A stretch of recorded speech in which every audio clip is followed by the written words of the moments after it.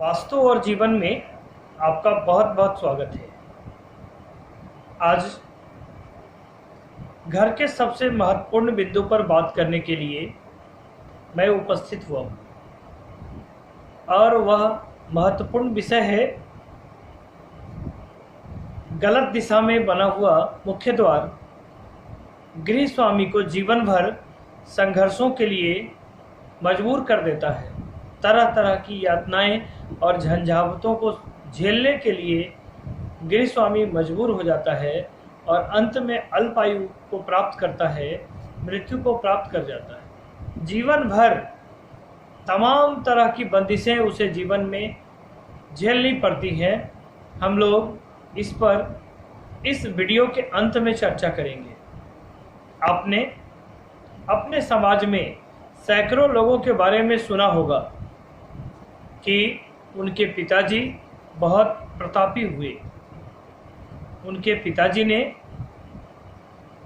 कई भवन बनवाए, कई बीघे जमीन खरीदे, कई धार्मिक कार्य किए और उसी घर में उनका पुत्र अभागा साबित हुआ। ऐसे कई जमींदारों की और ऐसे कई खेतीहर परिवारों की कथाएं आपने अपने परिवार में बड़े बुजुर्गों के मुंह से सुना हो।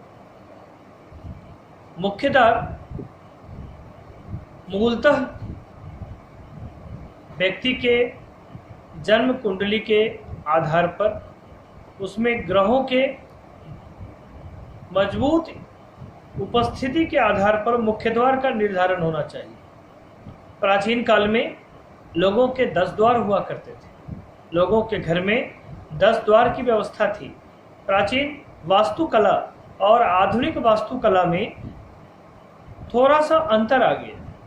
लोगों ने अपनी सुविधा के हिसाब से प्लॉट खरीदना शुरू किया है, अपनी इच्छा के हिसाब से गृह निर्माण शुरू किया है, जिस कारण से बहुत तरह की परेशानियां जीवन में आती रहती हैं। अब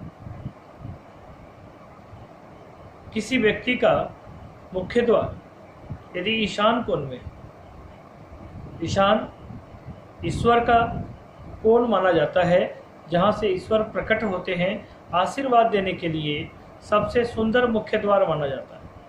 उत्तर और पूर्व के कोना को ईशान कहते हैं।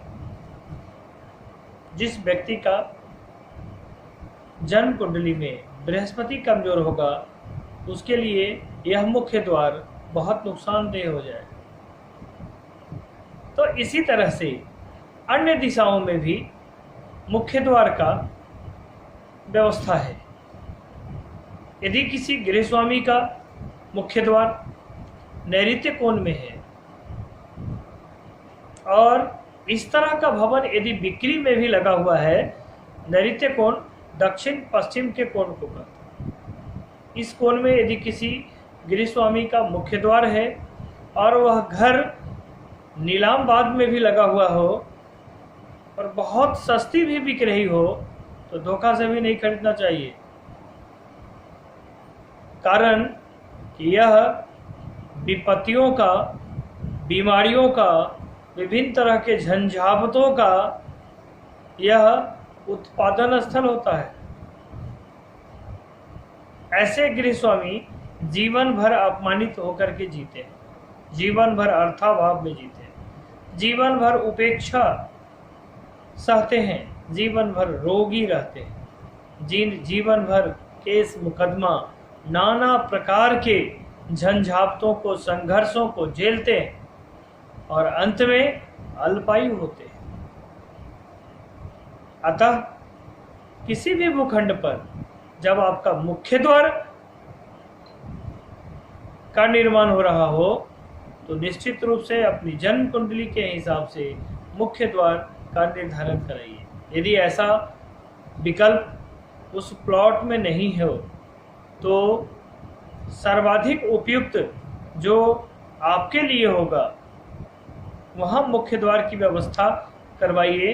अन्यथा बिना सोचे समझे, बिना विचार किए यदि मुख्य द्वार खोलते हैं तो परेशानी तय है। सभी दिशाओं में मुख्य द्वार की व्यवस्था की गई। वास्तुशास्त्र में ऐसी व्यवस्था हर दिशा में की गई।